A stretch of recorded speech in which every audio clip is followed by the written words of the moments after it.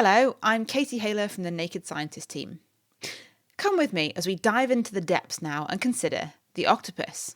As well as being famous for its 8 arms, 3 hearts, octopus vision is also rather impressive. It helps them spy out dinner, among other things, but light isn't always in great supply when you're hunting around on the seabed. And so these creatures have a fascinating ability to taste their surroundings and therefore make decisions about what to eat or not simply by touching things. Recently, a paper from scientists at Harvard explains how this touch-taste system actually works on a molecular level. By studying the cells in the suction cups of the California two-spot octopus, Leonard van Giesen has found that the animals can quote-unquote taste molecules that don't dissolve in water. And what's more, this is all taking place in the nervous system within the arm. We humans do usually assess whether something is edible with our eyes and then insert it into our mouth. The octopus, however, might actually evaluate whether something is edible with the touch without having any visual information. We did some recordings of the cells that the octopus would actually use to explore its environment.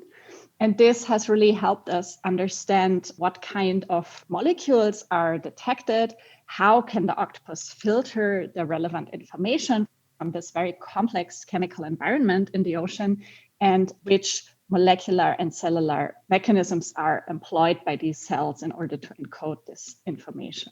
We actually put the animal in a tank with a floor that can then be infused with some chemicals that might be potentially tasted and explored by the animal to determine whether they are actually important for the animal's behavior. And then what are you assessing in the octopus? How the animal is using this touch-taste behavior, this explorative behavior, how this changes, whether it's touching neutral surfaces that do not contain any chemicals. And then when there is actually a chemical in the surface, how does this change? We really see that the animal is changing its arm behavior very dramatically when there is a chemical infused in this floor. And it is really very evident that the animal is touching shorter times and retracting the arms, curling up the arms. And so this is really showing us that these chemicals actually for the behavior of the animal, they are meaningful. What are these chemicals that you've been testing? Very poorly soluble chemicals produced and released by other marine animals. For example, some slugs release them in defense. In humans, touch and taste work, very crudely speaking, by stimuli being picked up by some specialist receptors, and then they're converted to electrical signals, aren't they, which rocket up to the brain. Is that what's happening in the octopus arms? One of the things that's really fascinating to think about in terms of the octopus arms is that 2/3 of the octopus nervous system are distributed peripherally. And so there is a lot of local processing going on in the sucker cup and the arm that is actually independent of the brain.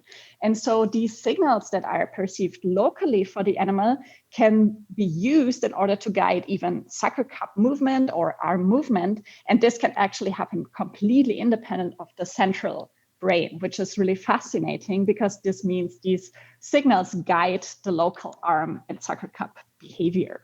Wow, so what you're saying is these arms are so incredible, they can actually kind of make decisions and leave the brain out of it. Do you think there's any potential here for making decisions about what not to eat in terms of pollutants?